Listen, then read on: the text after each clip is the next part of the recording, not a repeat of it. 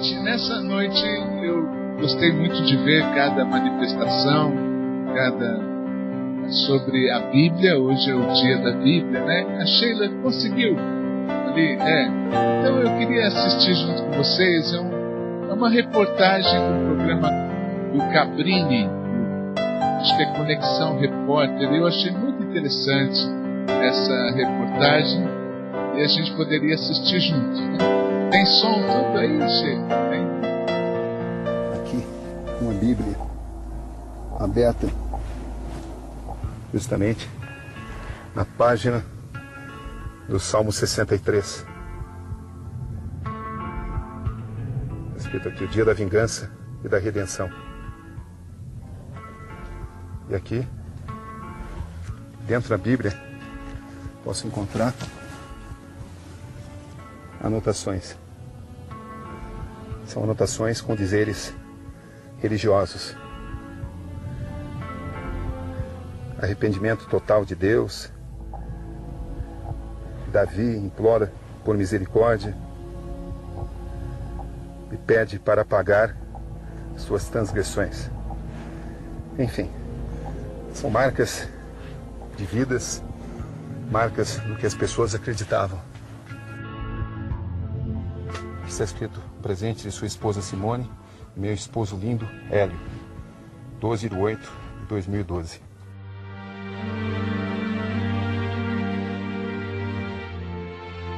Hélio é o nome do zagueiro conhecido no mundo do futebol como Neto.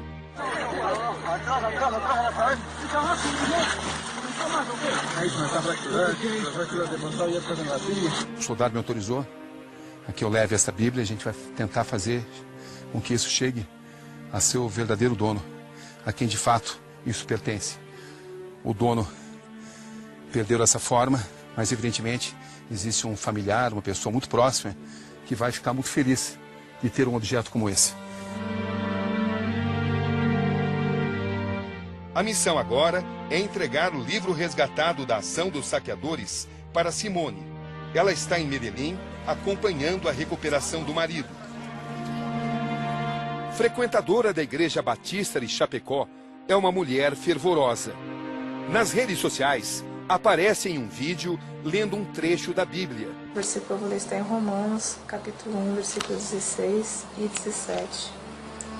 Não me envergonho do Evangelho, porque é o poder de Deus para a salvação de todo aquele que crê.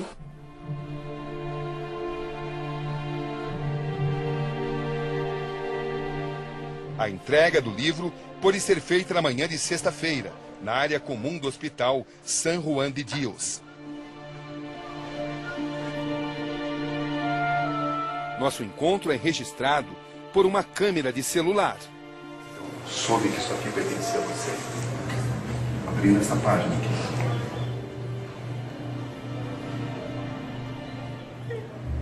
Foi um presente seu, né? Foi.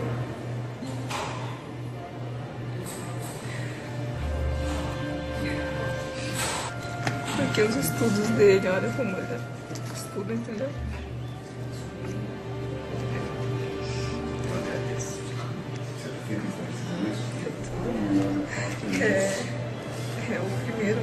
A primeira coisa que ele guarda.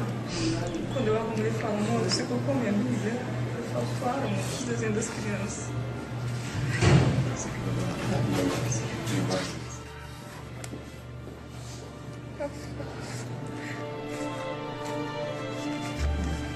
Agora eu tenho certeza que eu fiz um bem resgatando isso, né? Claro, eu vou mostrar ele.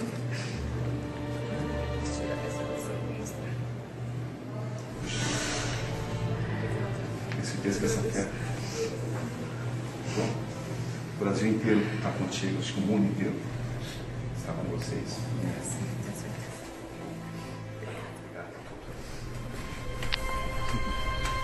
Acho que deu para você perceber o que aconteceu. Todos acompanharam a notícia tão trágica, né, do acidente do avião em Medellín, na Colômbia, que todo o time, né, de futebol da Chapecoense, jornalistas e tripulantes, 71 pessoas morreram, 6 pessoas sobreviveram E entre os sobreviventes tem um jogador de futebol chamado Neto, e o Cabrini, que é um repórter do SBT. Ele, dos destroços do avião, ele encontrou a Bíblia desse jogador, do Neto. E ele leu a dedicatória, ele viu que era um presente que a esposa dele, que é seguidora de Jesus, deu de presente para o marido, e ele entendeu que seria uma coisa boa, seria um bem, ele agir para devolver esse livro tão maravilhoso à esposa desse jogador, que ele sobreviveu ao acidente, mas ele está em estado muito grave, até aproveitando, pedindo a você que ajude a orar pela vida dele.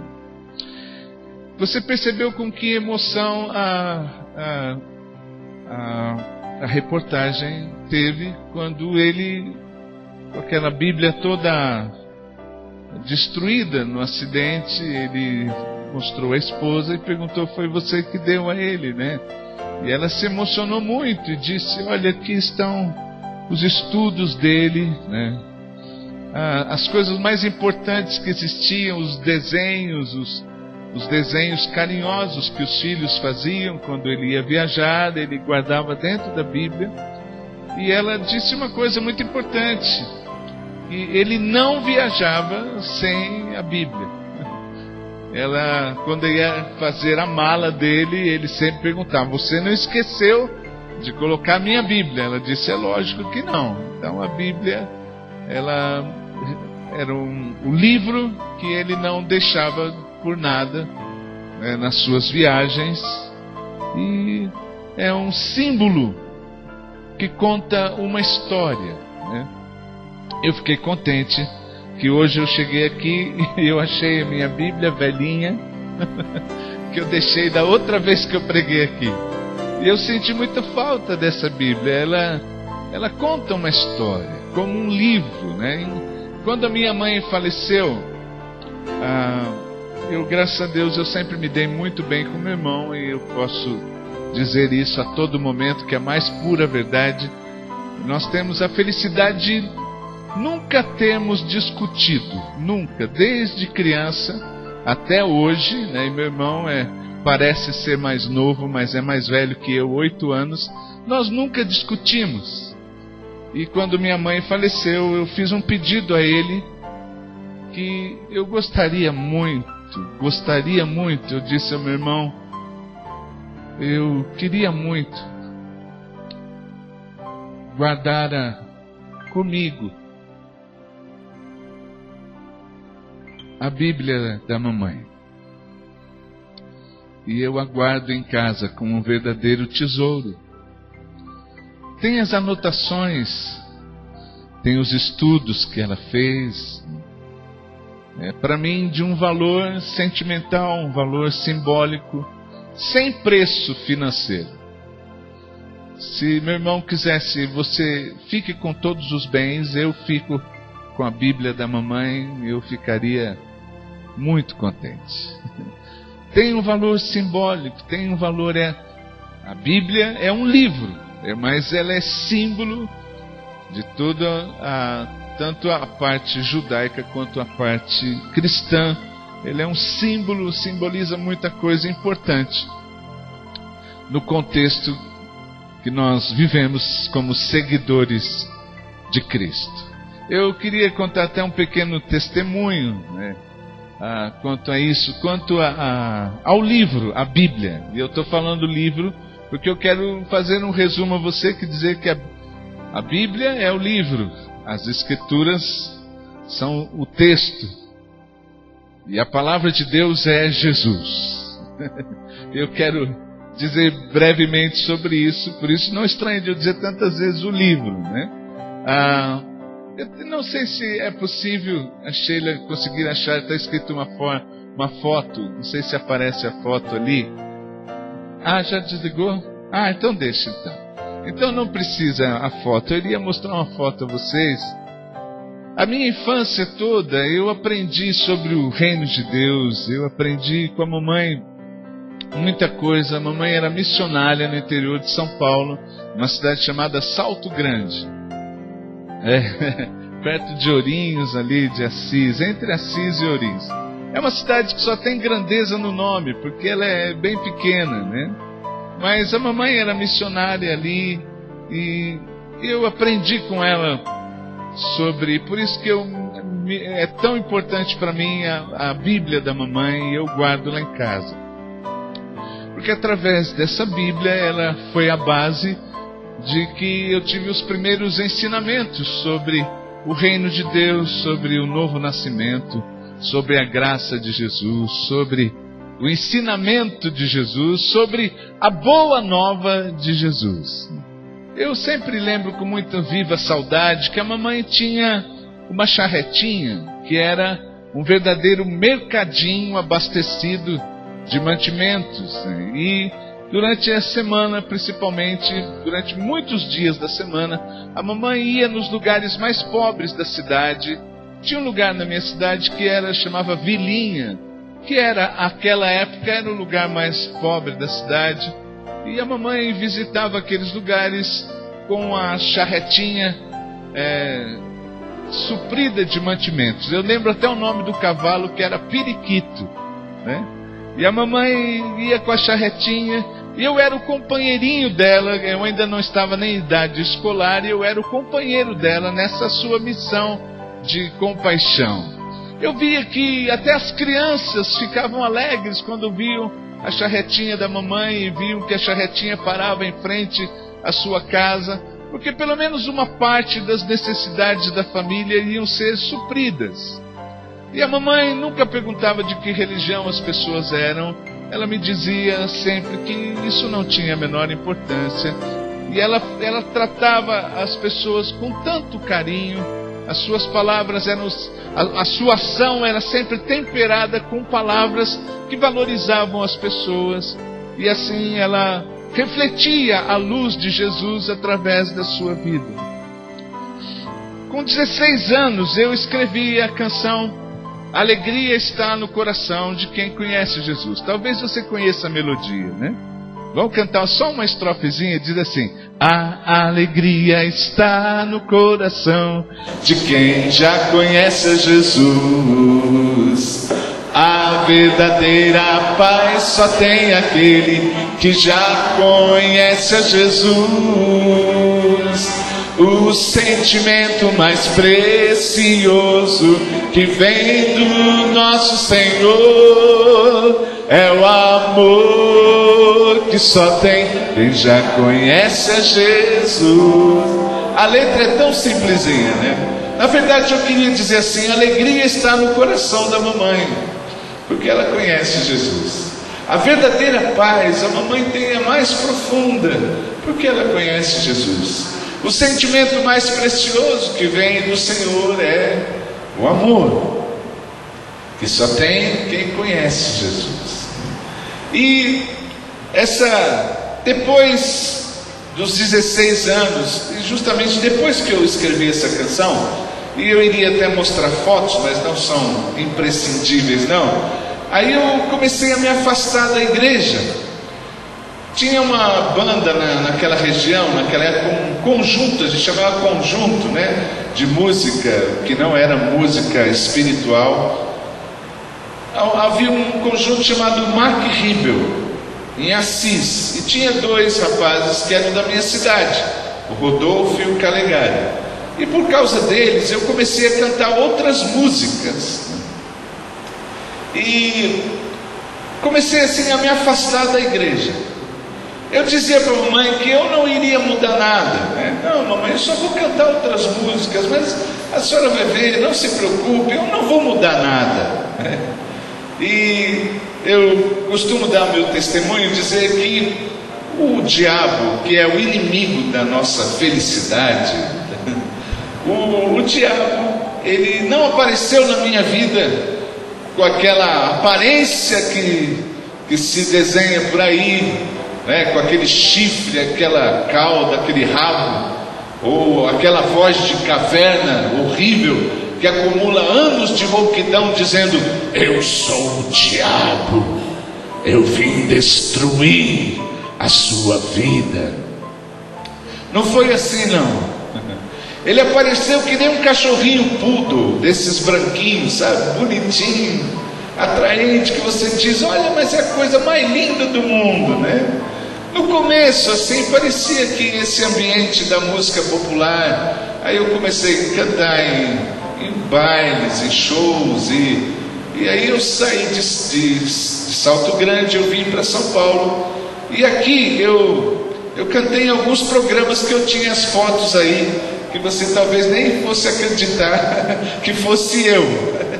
Eu tenho uma foto do programa do Bolinha, do Raul Gil, eu tenho uma foto no programa do Silvio Santos e tenho uma foto no programa do Carlos Aguiar. São 4 fotos que eu teria para mostrar a vocês, que você dizia: mas eu não acredito que é o irmão Cláudio. Era eu. Mas era eu no tempo afastado da igreja, afastado dos irmãos, afastado da comunhão com os irmãos. E na verdade, para que ser fingido? Afastado de Deus também, né?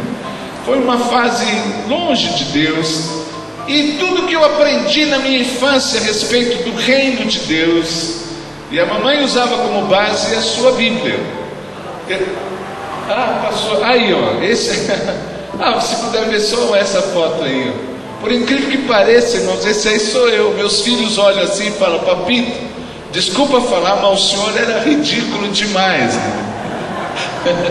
Essa não dá para ver bem, mas é o Raul Gil que está do meu lado ali, né? E acho que tem outro que é... esse aí do Silvio Santos, e tem mais uma aí, né? Se não tiver, não tem problema. Não, é uma outra foto. Pode tirar, irmã. Obrigado, irmã. Então, mas esse tempo parecia que as coisas iam bem. Mas o que aconteceu comigo? A cada dia mais, o cachorrinho poodle foi se transformando e virou um tiranossauro rex, virou um velociraptor, com um poder de destruição tão grande que quase não deu para salvar nada. E o que é que ele foi destruindo?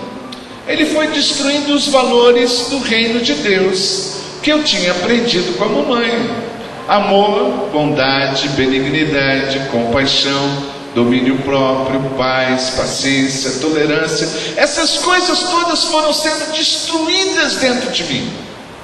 E aí o meu interior foi sendo ocupado, como se uma demolição tivesse acontecido dentro de mim. Foi ocupado por uma vaidade muito grande, por um egoísmo muito grande. Eu fico feliz que quem me conhece não acredita no meu testemunho. Por isso eu tenho que mostrar foto. Porque eu virei uma pessoa briguenta. E é só minha esposa estando aqui, e ela me conheceu naquela época, para ela dizer: é verdade. Eu tenho o nariz quebrado de briga. Eu tenho cicatriz na boca de briga. Eu virei uma pessoa que tinha pavio curto. Se alguém desse luz alta atrás de mim, estava perdido, que eu ia atrás daquela pessoa onde ela fosse. Eu era nervoso. Hoje eu nem sei como dar graças a Deus e dar glória a Jesus, porque quem me conhece hoje nem acredita nisso. Nem acredita nisso. Eu falo, quem me conhece diz: não é possível isso. Agora, para terminar o testemunho da música popular, olha, eu fiz tanto sucesso, mas tanto sucesso, que outro dia uma senhora viu a foto e falou: eu comprei o seu disco. Eu falei: então foi a senhora que comprou, né? De tanto que vendeu. Mas foi um tempo de destruição na minha vida. A cada dia eu era mais destruído. A cada dia tudo ficava mais escuro, mais trevas e mais trevas, destruição após destruição. E aí, eu estava em Bauru, no interior de São Paulo. Normalmente dificilmente eu conto meu testemunho, né? Porque é só quando há necessidade mesmo. Eu estava em Bauru e eu toquei num baile lá. Até eu fiz uma música para tentar contar o meu sentimento, né?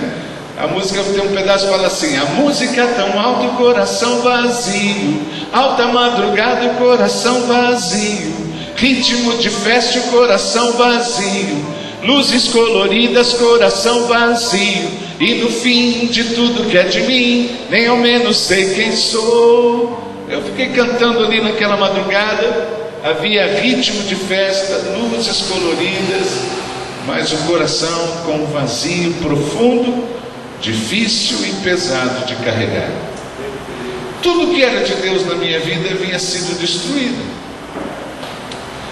3 horas da manhã, mais ou menos, eu fui para um hotel lá em Bauru, onde eu estava hospedado, e eu cheguei naquele hotel. Tinha uma Bíblia, uma parte pelo menos, né? Um Novo Testamento com Salmos. Na cabeceira daquele quarto, daquela cama de hotel, havia Salmos e o Novo Testamento. Eu louvo a Deus pelos irmãos que fazem esse trabalho, que são os Gideões Internacionais.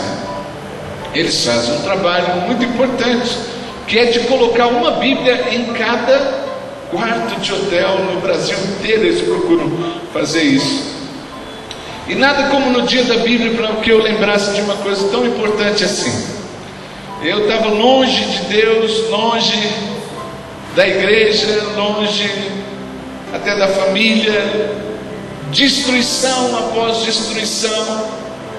Mas quando eu abri aquele Novo Testamento, havia um versículo, entre outros, grifado com uma canetinha amarela de reforça-texto, que era o versículo 12 do Salmo 51, em que estava escrito: torna a me dar alegria. Eu li só esse pedacinho desse versículo, porque estava reforçado com uma canetinha amarela de reforça-texto: torna a me dar alegria.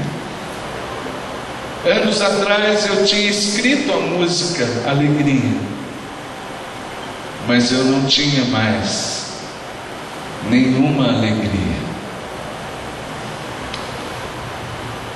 Naquele momento, apenas uma expressão da Bíblia, apenas metade de um versículo da Bíblia, teve a força, o poder de fazer com que, de um momento para outro, eu estivesse ajoelhado com o rosto no chão daquele hotel, um dilúvio de lágrimas correndo dos meus olhos, e eu falando com Deus e dizendo apenas: torna a me dar alegria, torna a me dar alegria. Eu me lembro como se fosse agora mesmo. Eu dizia: eu não tenho mais alegria, torna a me dar alegria, torna a me dar alegria. Eu queria dizer a você, eu li um livro,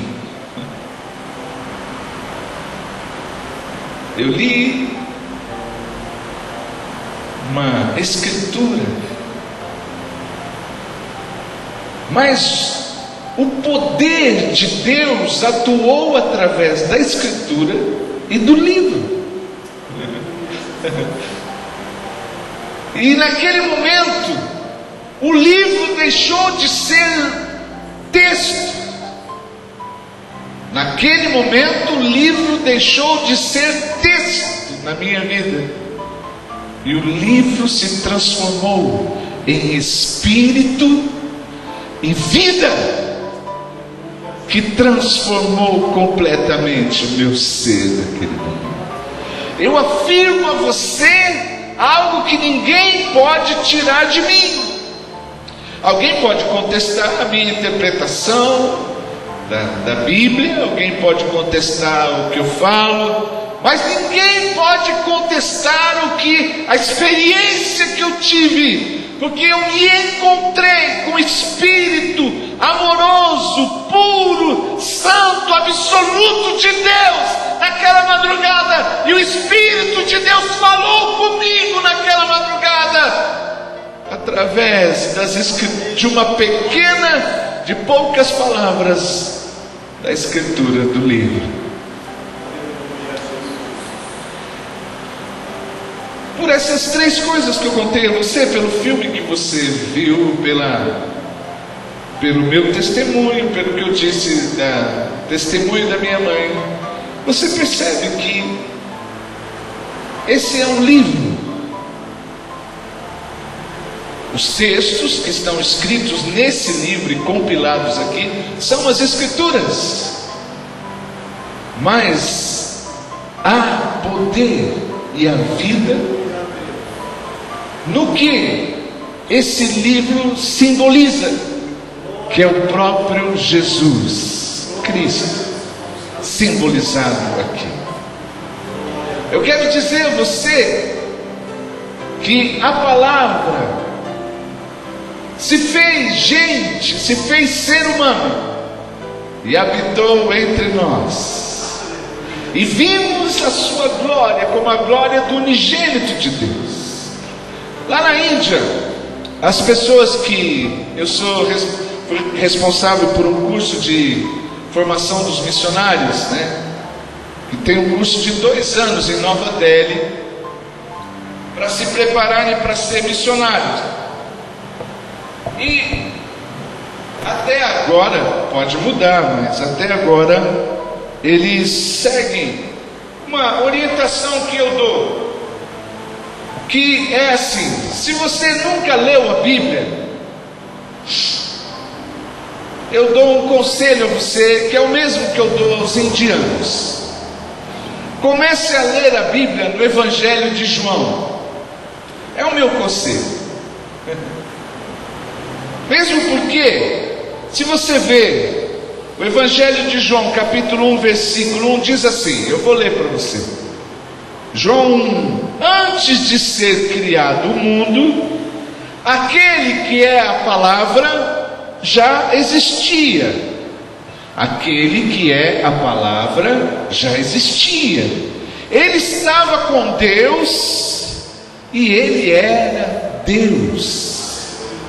A palavra se tornou um ser humano e morou entre nós. Ninguém nunca viu a Deus. Somente o Filho único, que é o mesmo que Deus e está junto do Pai, foi quem nos mostrou quem é Deus. Eu li João 1:1 e depois o 14 e o 18. Se você vê Gênesis 1:1, diz assim: no princípio, quer dizer, no princípio Deus criou o céu e a terra. Esse é Gênesis 1:1.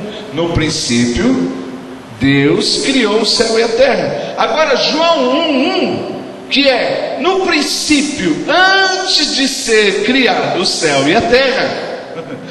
Antes de ser criado o céu e a terra, está se referindo a algo anterior à criação da terra. Então eu afirmo a você que João 1:1 refere-se a algo anterior a Gênesis 1:1. E o que está falando ali? Que a palavra, ou o verbo, se tornou um ser humano e morou entre nós. Por isso eu disse a vocês, irmãos, que a palavra não é texto. A palavra é espírito e é vida. Eu disse já no começo que a palavra de Deus é Jesus. Palavra em latim significa verbum. Então palavra e verbo são sinônimos. Por isso, em nossa língua, quando você fala do verbo, se você analisar o português, eu digo a vocês que O português eu destroio, irmão. Eu destroio, né, o português. O verbo é sinônimo de palavra. E o verbo é o que dá ação à vontade e a concretiza. Essas palavras são importantes você entender. O verbo é o que dá ação à vontade. O verbo é o que concretiza a vontade.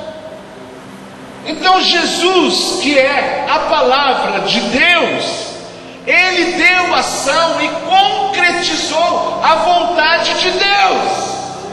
O que Deus queria fazer, Ele se fez através de Jesus, que é o próprio Deus em missão de compaixão e de amor no mundo.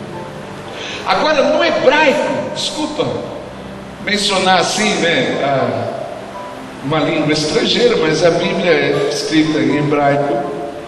O verbo é mais do que concretização da ação. O verbo é a essência de tudo. O verbo é a energia que move tudo. O verbo é a respiração. O verbo é o movimento. O verbo é o que não é estático. O verbo é o que dá razão e que dá existência a tudo. Por isso que quando se fala que Jesus é o verbo, ele quer dizer o ser em si, uno e eterno, aquele que é, aquele que era, aquele que continua sendo e aquele que será. O que Deus significa, o que Deus é, o verbo, a palavra, a razão da existência de tudo que há, se fez um ser humano. Você percebe que esse livro é mais do que texto? Você percebe que a palavra, desculpa, vou refazer a frase. Você percebe que a palavra de Deus é mais do que texto? Ela é espírito, ela é vida. Eu já contei aqui, mas eu vou repetir. Em Êxodo capítulo 3 tem uma experiência muito interessante, que foi quando Moisés, vendo aquela mato que pegava fogo sobrenaturalmente, né? Que a sarça que ardia, né? Eu sempre gosto de lembrar que quando eu era criança, eu cantava aquela música, eu achava que a letra era assar sardinha. É um churrasco de sardinha, né?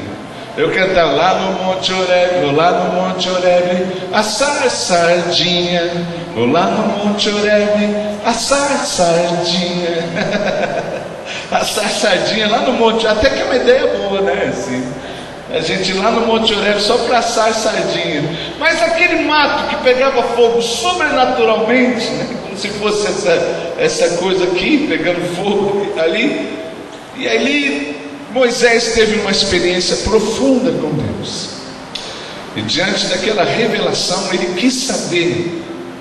Quando Deus deu a missão dele ir lá para o povo e transmitir o que Deus queria, Moisés perguntou assim: mas Deus, qual é o seu nome?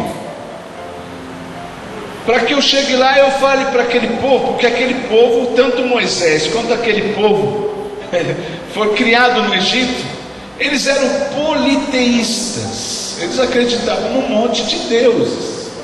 Então Moisés queria saber assim: qual é o seu nome, Deus? Para que eu chegue lá e fale assim: é o Deus tal, né, me mandou aqui falar com vocês. Você sabe que precisa de nome, o que é plural, né? Assim, o irmão é pastor, o irmão também não. É pastor, né? Pastor Everson. Então, se eu disser a vocês aqui: olha, o pastor foi lá em casa essa semana, mas aqui tem o pastor Ederson e o pastor Pedrosa. Você vai perguntar: mas qual pastor? Porque tem dois aqui, ou tem mais, eu não sei, né? Dois pelo menos. Tem que ter nome. Só que quando Moisés perguntou qual é o teu nome, ó Deus, para que eu vá lá e dizer, porque eu tenho que diferenciar, o nome diferencia e qualifica a pessoa, diferencia de outra pessoa. Só que Deus disse assim, em resposta Deus disse, Eie, Asher, Eie. Eie, Asher, Eie. Claro, estou transliterado, né? Que quer dizer exatamente assim: só eu sou Deus, Moisés. A sua pergunta não faz sentido. Se o pastor Pedrosa fosse o único pastor aqui, não precisaria eu perguntar qual pastor. Eu falaria, o pastor foi lá em casa. Ah, você já sabe, o pastor é só ele. Mas como tem mais de um, precisa de nome. Se tem alguém que não precisa de nome, é Deus. Porque ele é um título superlativo, que seria o supremo, na mais alta qualificação. Não precisa de nome, porque Deus é um título que só Ele mesmo pode ocupar.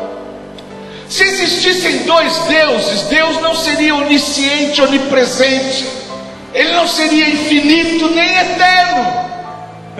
Porque precisaria um completar o outro. Mas Deus só tem um, por isso Ele é completo e Ele é perfeito. Só há um Deus. Só há um Deus. Então o que é que Moisés respondeu que Deus respondeu para Moisés? Moisés, tua pergunta não tem sentido, Moisés. Só eu sou Deus. E como Moisés insistiu, e eu estou citando aqui Maimonides e os maiores sábios estudiosos judeus, e eu tive pesquisando isso mais de 5 anos para poder escrever no meu livro, então eu tenho certeza hoje do que eu estou falando. Como Moisés insistiu, dizendo, mas o que o qualifica? Porque como ele queria saber nome, Deus disse que não tem nome, que nem precisa de nome, que só Ele é Deus, né? Moisés queria então, mas o que é que o Senhor é? Qual é a sua essência? Então, o que Moisés ouviu foi uma respiração da boca de Deus. Escute o som da respiração. Faz assim, ó.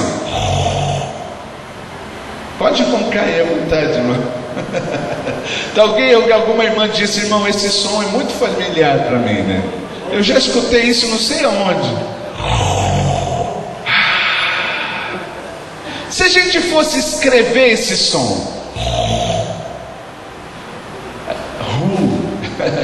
e o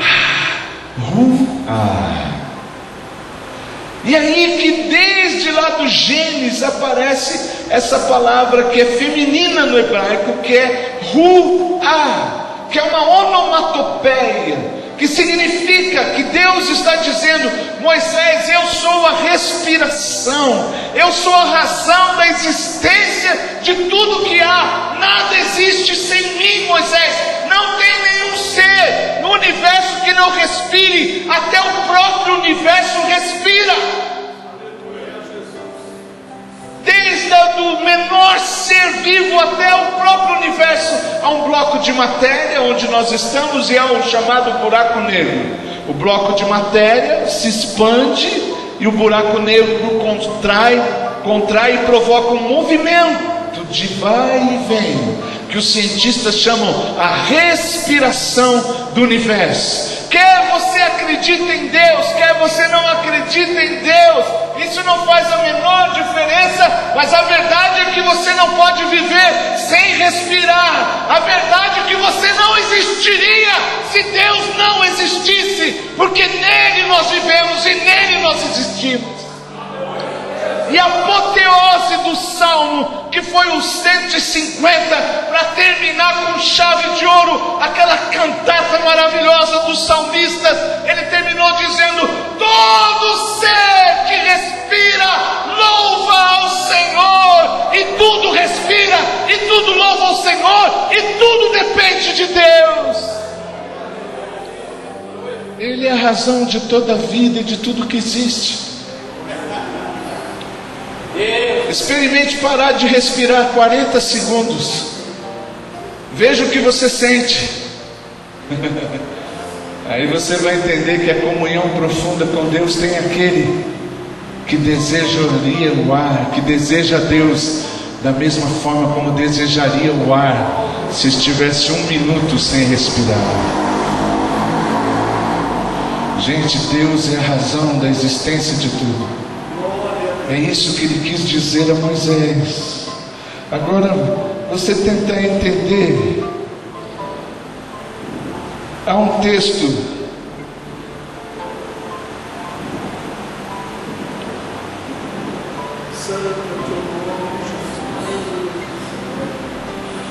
eu quero achar o texto aqui.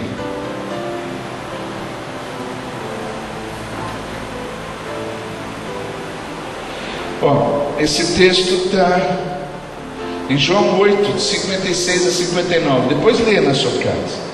Certa vez os judeus perguntaram a Jesus: quem você pensa que é? E Jesus respondeu: Abraão, o pai de vocês, ficou alegre em ver o meu dia. Ele viu esse dia e ficou contente. E os judeus disseram: você ainda não tem 50 anos e você viu Abraão? Disseram os judeus.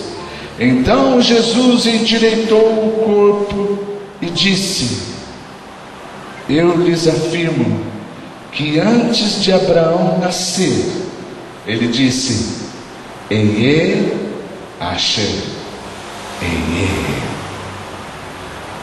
Então Jesus endireitou o corpo e disse: antes de Abraão, antes de qualquer coisa, ele repetiu a mesma frase que Deus disse a Moisés: só eu sou Deus.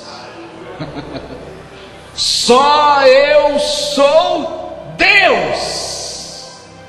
Não é à toa que houve uma reação violenta dos judeus. O versículo 59 diz: então eles apanharam pedras para apedrejá-los, mas Jesus escondeu-se e saiu do templo. Eles não suportaram, e uma das razões de condenarem a Jesus, disse: você, sendo homem, você diz que é Deus.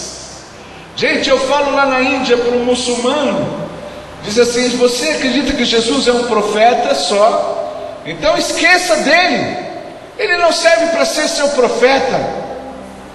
O muçulmano fica muito indignado porque Jesus é o maior dos profetas para ele, mas só um profeta. Eu digo, se você acredita que ele é só profeta, esqueça dele, porque então ele mentiu, porque ele não disse que era profeta, ele disse que é Deus. E se ele é Deus, se ele não for Deus, ele mentiu, ele não serve para ser seu profeta, esqueça-se dele. Eu falo para os hindus também: você acredita que Jesus é só um homem enviado por Deus, um mestre da moral? Esqueça dele, porque ele não disse que era um homem enviado por Jesus, por Deus. Ele não disse que era só um mestre da moral, ele disse que era Deus na sua totalidade. Os discípulos falaram dele, João disse: ele é o verdadeiro Deus e a vida eterna. Paulo disse: nele é a profundidade infinita.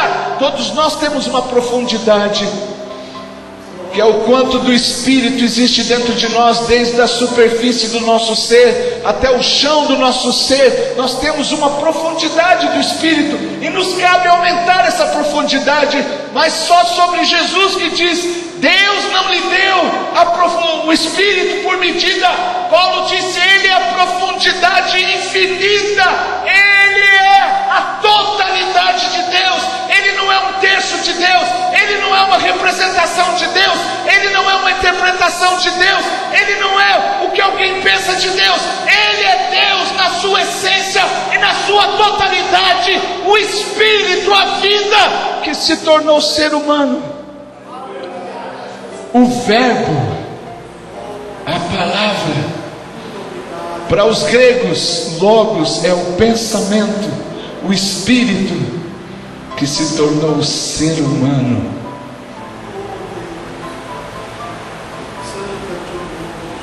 Ele é a representação, a concretização, da vontade de Deus. Só Ele mostrou quem é Deus. Por isso eu digo lá na Índia, que é um país, uma religião muito diferente, que comece a ler a Bíblia em João, porque vai encontrar o versículo 18 dizendo, que diz: só Ele mostrou quem é Deus. Mas e Abraão? E Moisés? Só Ele mostrou quem é Deus, porque Ele é Deus. Como foi que Ele se tornou homem? O anjo Gabriel disse para Maria: o que está sendo gerado em você é gerado pelo Espírito Santo.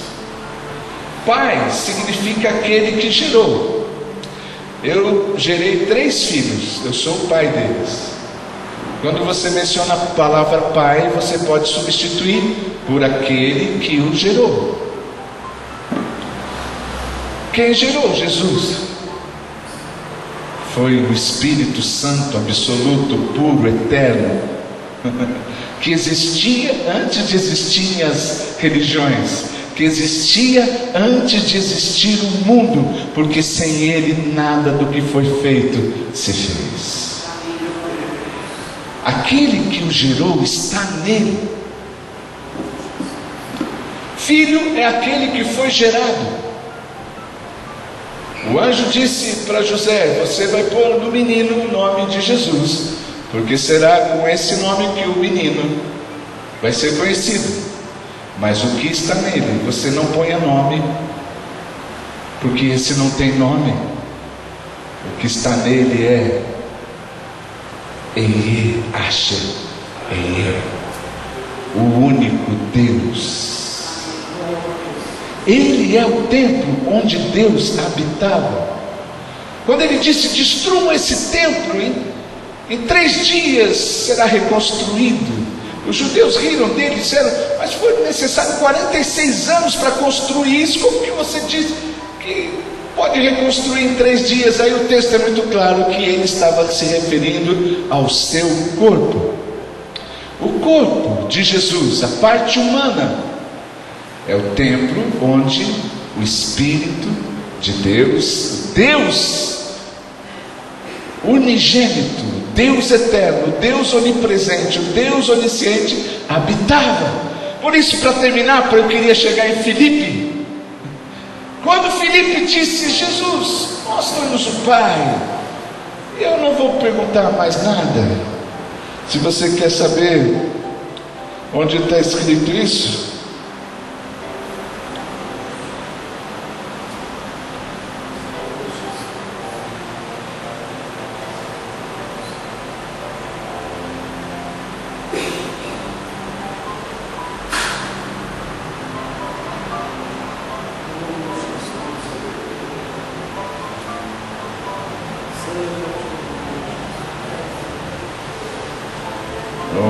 onde está?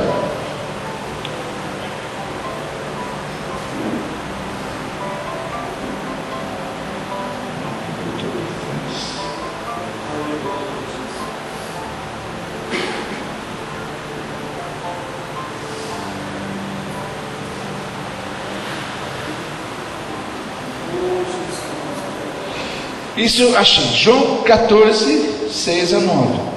Disse Filipe: Senhor, mostre-nos o Pai, e isso é tudo o que precisamos. Jesus respondeu, escute bem, é João 14, 6 a 9. Faz tanto tempo que eu estou com você, Filipe, e você ainda não me conhece? Quem me vê, vê também o Pai. Por que é que você diz: mostra-nos o Pai? Você não crê, Filipe, que eu estou no Pai, e o Pai, aquele que me gerou, o Espírito Santo, puro, absoluto, Deus está em mim. Em outras palavras, o Senhor está dizendo: Filipe, mostrar o Pai é o que eu vim fazer no mundo. Aquele que me gerou está em mim, e esse que está com você e fala contigo, aquele que é, Filipe, aquele que era e aquele que será para sempre, sou eu mesmo, Filipe. Você entende, meu irmão? Diga amém. Essa é a palavra que se tornou ser humano, a vontade de Deus, o próprio Deus que se tornou um ser humano, aquele que é espírito, aquele que é vida, aquele que é a razão de toda a existência. Essa é a palavra. Por isso eu digo a você, a palavra é Jesus. Diga assim: a palavra de Deus é Jesus. Você entendeu, irmão? Diga amém. Diga um aleluia. Eu vou pedir que você abra um outro texto rapidinho. Eu parei em Filipe, né?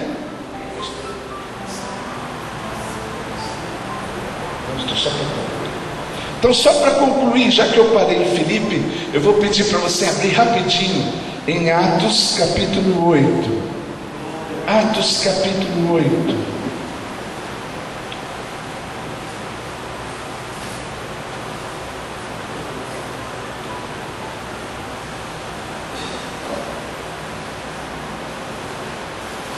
Versículo 26. Atos 8, a partir do versículo 26. Eu vou ler. Um anjo do Senhor disse a Filipe: apronte-se e vá para o sul, pelo caminho que vai da cidade de Jerusalém até a cidade de Gaza. Pouca gente passava por aquele caminho.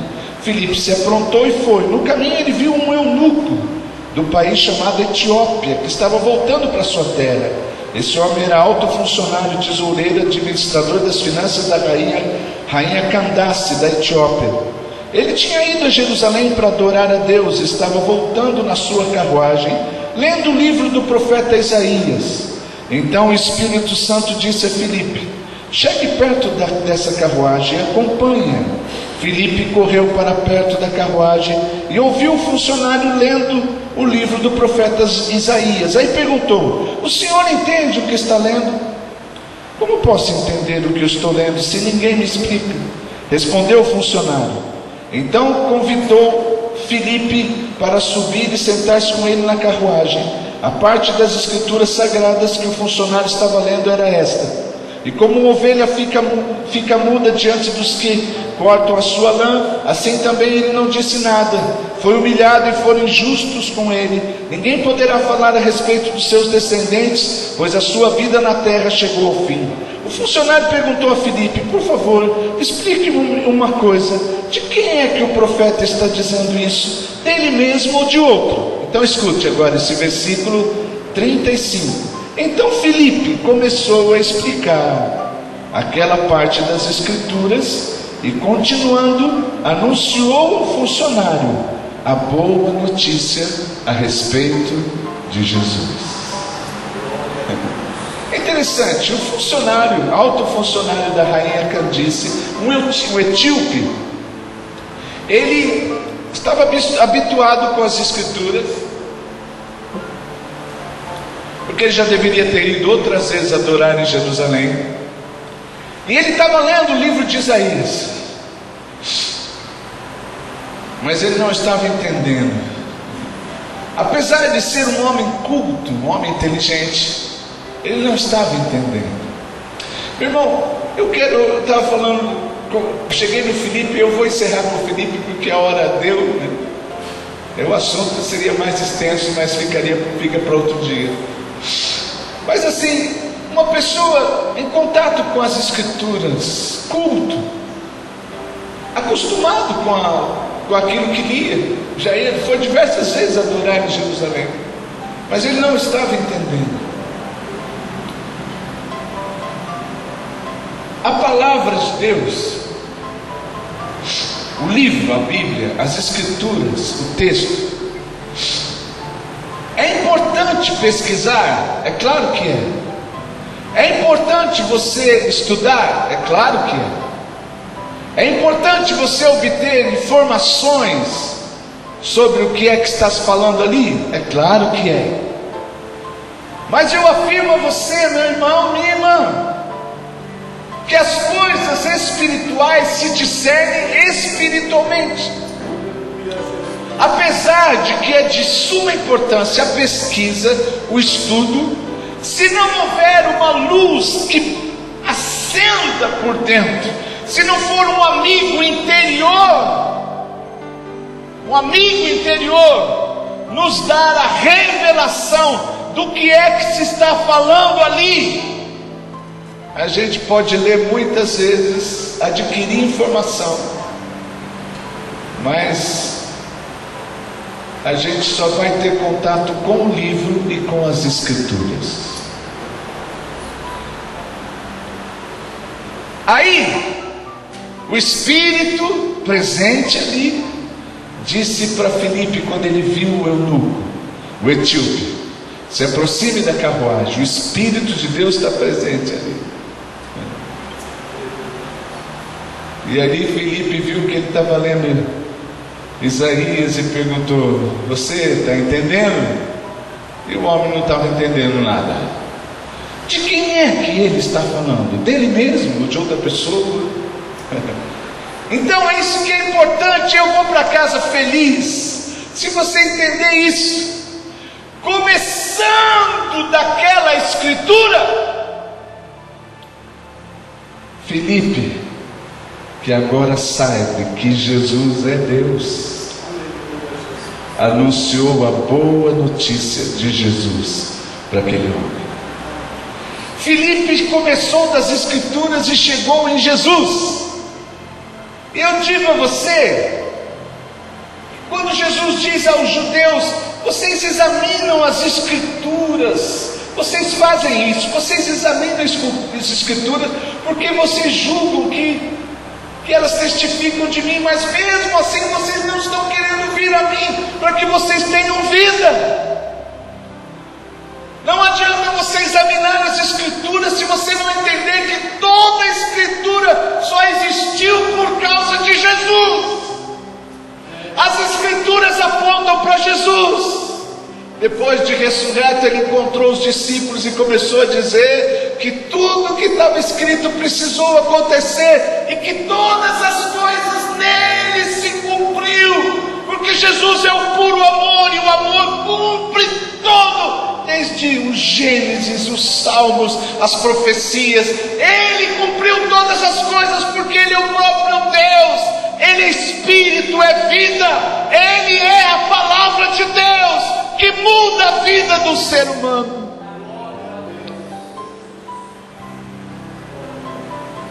E para terminar, eu quero dizer a você que Jesus é a única chave hermenêutica para você entender as Escrituras. Amém? Amém? Sem Jesus você não entende nada. Você faz uma confusão muito grande. Você, como diz, fica mais perdido que cego em tiroteio.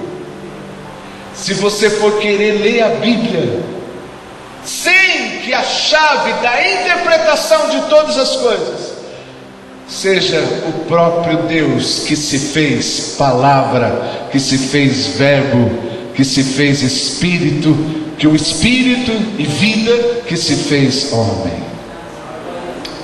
Meu irmão, por isso que esse livro é tão importante.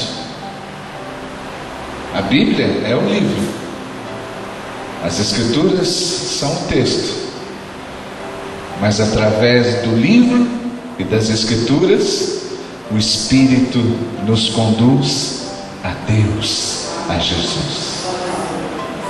Diga assim, irmão, se o Espírito de Deus te der a iluminação e você entender perfeitamente isso, eu vou feliz para casa. Diga assim: a Bíblia é um livro, as Escrituras são o texto, mas o Espírito usa o livro e usa as Escrituras. e leva aquele que é Espírito, que é vida. Leva Jesus. E para terminar, diga: porque Jesus é a palavra, o verbo de Deus. Amém. Que se no dia da Bíblia Jesus possa, o Espírito de Deus possa levar a que esse livro possa ser símbolo de coisas de suma importância. Por isso, quando Cabrini, repórter do SBT, devolveu à esposa um livro que ela deu cheio de esperança, de que o marido se aproximasse mais de Deus.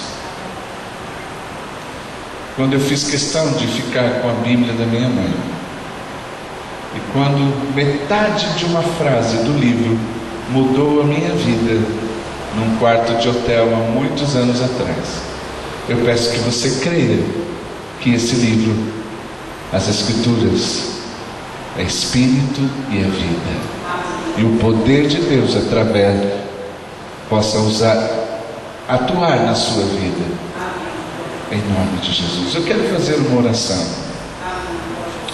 Primeiro, vamos orar por aquele nosso irmão, aquele jogador, o Neto. Ele é o único que ainda está em estado muito crítico da saúde. Eu vou pedir a Deus que lhe dê vida, porque esse testemunho dessa Bíblia, ele vai andar muitos e muitos lugares. Vamos orar agora. Meu Deus, muitas pessoas no mundo todo estão orando, Senhor, e nós